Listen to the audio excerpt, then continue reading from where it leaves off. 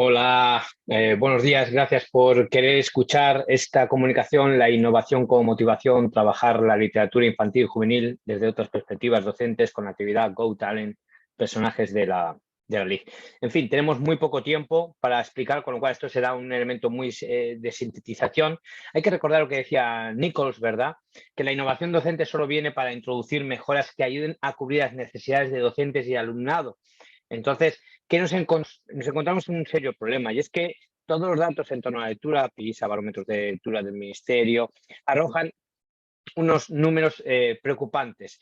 Pero también, más allá de esos datos, nuestras observaciones, nuestras encuestas en el aula también nos confirman esos datos realmente negativos, ¿verdad? Vemos claramente el perfil de un estudiantado que a lo mejor no se ajusta o está en desarmonía con lo que nosotros queríamos que fuese, ¿no? Vemos cierta insuficiencia, por ejemplo, un nivel más que mejorable de comprensión lectora que anda por el nivel medio, una carencia de herramientas que ayuden a mejorarla, con lo cual tampoco pueden ir mejorándola de manera personal, y una muy baja competencia literaria en general. Y todo eso a pesar de que efectivamente leen bastante. Lo que pasa es que de una manera menos compleja, mucho más superficial, también motivado por el dispositivo por el cual llevan a cabo esa lectura, que propicia precisamente no solamente el modo multimodal, sino también el modo más fragmentado y más superficial. Con lo cual, es verdad que lee mucho, pero lo leen de una manera más ligera, ¿no?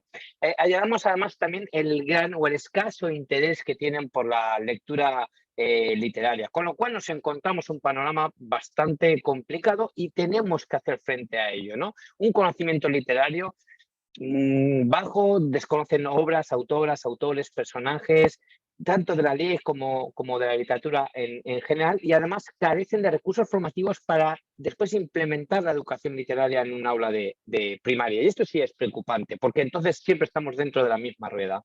Cabe entender también que hay tres elementos fundamentales, ¿no? Hay que trabajar el hábito lector, que sea más regular, hay que trabajar la motivación por la lectura, que lo vean también como una fuente de conocimiento y de diversión, y hay que trabajar unos conocimientos necesarios para desarrollar esa competencia literaria que va a ser fundamental para su trayectoria profesional. Hay que optimizar sus destrezas. Esta actividad se propone eso, como pues uso de las TICs en el proceso de enseñanza-aprendizaje, esa competitividad sin rivalidad que se han trabajado en diferentes ciclos de su formación, la capacidad de planificación, de reflexión, de memorización, de investigación, de concisión, que son destrezas que ellos pueden aportar, y ellos siempre critican el hecho de que no se tienen en cuenta parte de esas destrezas y en cambio sí otras que no tienen, ¿no? ¿Y cómo lo vamos a hacer? Esta actividad pues, va a ser de base constructivista, dinámica, significativa, divertida, multimodal, cooperativa y pluricultural. Hay que recordar que para eso proponemos esta actividad titulada Go Talent, personajes de la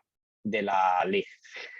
La contextualización. Bueno, rápidamente es una asignatura de segundo curso del grado de maestro de educación primaria de la Universidad de Valencia. Se llevó a cabo en el grupo, en el curso académico 21-22, el segundo cuatrimestre. La asignatura se titula Formación literaria para maestros. Es la única asignatura que trabaja la educación literaria y la literatura infantil y juvenil. Pertenece al módulo de formación didáctica y disciplinar de 6 créditos FTS, que es 60 horas más 90 horas fuera del aula, y veremos que la actividad sobre todo trabaja en torno a esas 90 horas, en verdad 15 que recordaremos.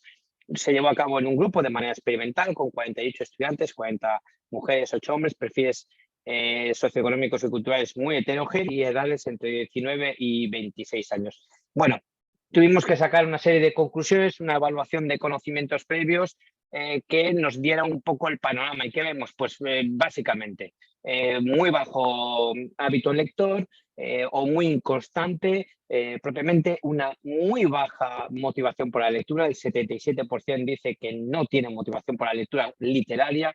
Después, en conocimientos de la LIG, vemos básicamente que, bueno, es verdad, el 96% conocía alguno de las obras y de los personajes que vamos a trabajar, pero no son grandes índices o altos índices de conocimiento. Solamente el 4% dice no haberlos leído ni conocido. Y después vemos, por ejemplo, en los personajes propiamente de la LIG, vemos que de 1 a 5, pues bueno, hay un 33% de estudiantes que conocen 1 a 5, después de 5 a 15, que es donde principalmente tenemos el gran bloque, un 42%. En verdad, después ya, como saben, esos cálculos van integrando integrando a otros. Desde luego, lo que vemos es un efecto puramente embudo en lo que es a conocimientos. Básicamente nos quedamos con ese 67% que conoce por lo menos 5 personajes, ¿verdad? Los objetivos didácticos son los que marca la guía docente, pues conocer obras, personajes, autores y autoras de la ley, su origen, su evolución, potenciar ese hábito lector, que además el estudiante pueda participar de manera activa y dinámica en la construcción de su propio conocimiento, guiar en el desarrollo de una sólida competencia literaria del estudiantado, que después puede implementarlo a través de la educación literaria en un aula de primaria, guiar en la confección de canon general y particular, guiar en cómo integrar las nuevas tecnologías en la enseñanza de literatura y motivar, claro está, a la creatividad, ¿no? Las competencias, bueno, ya sabemos que las competencias es el puente que va entre los objetivos y los contenidos por las competencias básicas de comunicación lingüística, de cultural, artística, la digital, es aprender a aprender, y la autonomía e iniciativa personal, después con sus dimensiones. Evidentemente trabajamos mucho las 5 habilidades lingüísticas, la propia creatividad, y todo ello se tiene que poner en marcha con el ánimo de conseguir optimizar precisamente esos objetivos hacia esos contenidos y viceversa, ¿no?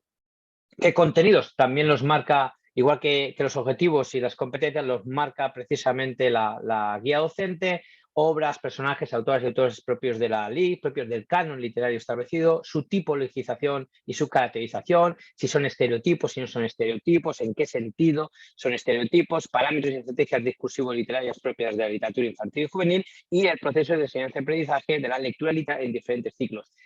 Todos estos contenidos más o menos se vuelcan hacia esos trabajos que ellos y ellas tenían que ir entregando, ¿verdad? Un vídeo de 2 minutos, de duración de 2 minutos, donde, digamos, dinamiza al personaje elegido, una elaboración de rúbricas por pares, el texto argumentativo, donde expone o razona la selección de esos finalistas, elaborar también una ficha técnica del personaje literario, luego veremos el modelo, y una exposición oral de los 5 estudiantes llegados a la final. Estos son los trabajos que más o menos tenía que entregar. La metodología. Bueno, el docente les hace llegar un calendario detallado, unas rúbricas de evaluación, criterios para seleccionar el vídeo finalista, las orientaciones precisas, el link de la Universidad de Valencia para que yo después pueda subir los vídeos finalistas como gran sorpresa y ellos y ellas puedan acceder a dichos vídeos, el modelo también de la ficha de personaje y el listado de los personajes, ¿no?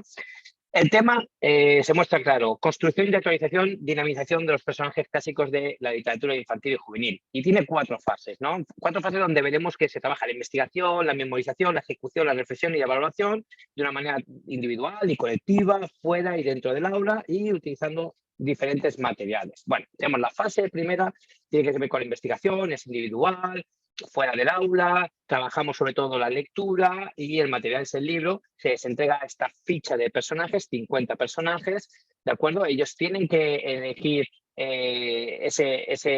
uno de esos personajes, también se explica los criterios de cómo es esa elección, y a partir de ahí ya tienen que investigar sobre él, leer evidentemente la obra, investigar en cómo se ha construido ese personaje tradicionalmente, si ha salido en vídeo, si no ha salido en vídeo, ¿verdad? Y después ellos tienen unas pautas de qué tienen que trabajar, qué tienen que exponer directamente del personaje, ¿verdad? Su representación, su valor simbólico, su concepto, su época, su clasificación, tipología. Todo esto se da para que ellas y ellos de una manera creativa lo expresen, pero que siempre tengan una pauta de por dónde tienen que ir trabajando. Se insiste constantemente en que usen la terminología que se está empleando, ¿no? Por ejemplo, en clasificación y en tipología son conceptos que vemos precisamente en clase, y los otros conceptos ya los dejamos mucho más involucrados hacia su actualización lectora. Y después también queremos que reflexionen sobre su propia utilidad o aplicación en el aula, ¿verdad? Luego está la fase 2, la primera fase es la fase de selección.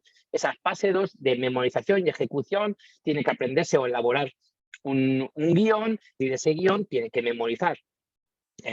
Para hacer el vídeo de 2 minutos ese personaje, tienen que caracterizarse como ese personaje, ¿verdad? Y tienen que rellenar esa ficha y subirla al aula virtual a través de Moodle, ¿no?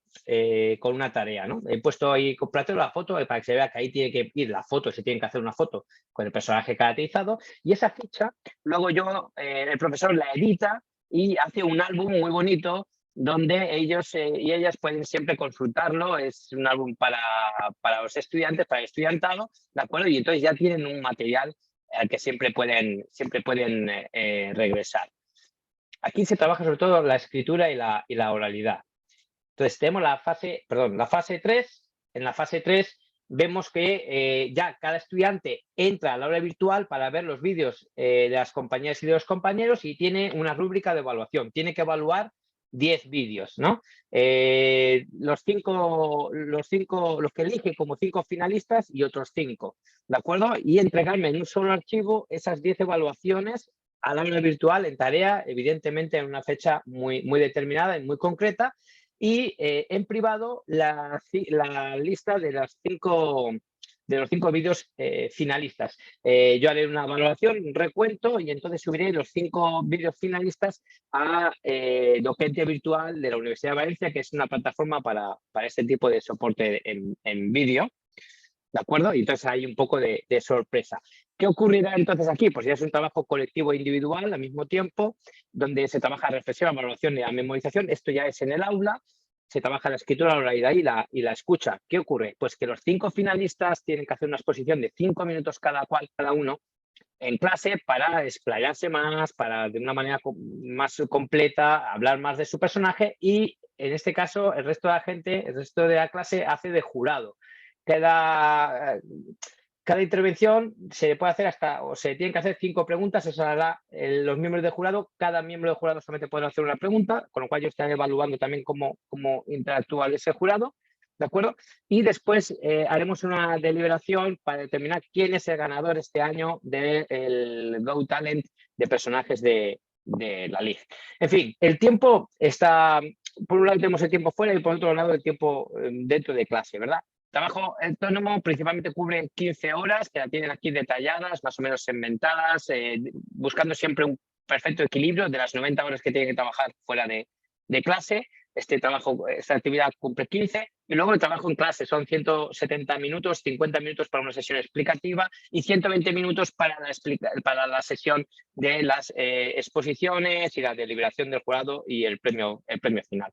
Luego vendría la evaluación con unos criterios generales muy determinados, aspectos actitudinales, la calidad de la investigación, el buen manejo de las habilidades lingüísticas, la calidad de todas las pruebas, la originalidad, la creatividad del vídeo, el uso de la terminología de manera correcta, o la adecuación a plazos, es un checklist, ¿verdad? Y las características formales. Tenemos una doble vía de evaluación. Por un lado, si eres finalista, y por otro, si no eres finalista. Tanto, en los dos casos siempre interviene el estudiante a la hora de categorizar la calidad de los vídeos, porque eres el estudiante el que segrega, ¿no? Quién es finalista y quién no. Pues el que es finalista ya tiene un 5% por llegar a la final de más en su nota, y luego entre profesor y estudiantes valoramos finalmente a esos finalistas, y después a los que no son finalistas pues solamente el profesor, aunque como digo el estudiante ya ha hecho una evaluación previa de determinar quién es finalista o quién no es finalista, ¿no? Haríamos una conclusión diciendo que realmente esta propuesta de actividad no conduce ni pretende a una acumulación de nuevos conocimientos, sino a la integración, modificación, establecimiento de relaciones y coordinación entre esquemas de conocimiento que ya poseían y otros que no. Es por ello que el grado de implicación y de satisfacción fuera extraordinario desde el estudiantado, pero tampoco se trata solo de que nos quedemos con esas valoraciones. Vemos que hemos podido hacer que construyan para sí mismos una fuente de información en torno a la literatura infantil y juvenil que les puede ser de gran utilidad en un aula de primaria y de gran aprovechamiento personal para el desarrollo de su competencia literaria. Se trata de una actividad innovadora solo en tanto que supera ciertas prácticas comunes y tradicionales a la hora de trabajar estos aspectos formativos en las aulas del grado referido. Pero también en cuanto que se propone procedimentalmente como ejemplo de una dinámica y divertida clase invertida o flipper classroom, donde el docente se convierte en guía que ayuda, observa y media entre los contenidos, las motivaciones y el estudiantado, ofreciendo una consolidación de los conocimientos adquiridos durante el desarrollo de la actividad y de un modo flexible, adaptado a los distintos conocimientos plenos de cada uno y una y a los ritmos de aprendizaje individuales y colectivos. Sin duda, es una actividad que merece mucho la pena llevarla a cabo y ofrece unos resultados gratificantes. Muchas gracias y disculpen que haya ido tan rápido. Hasta luego.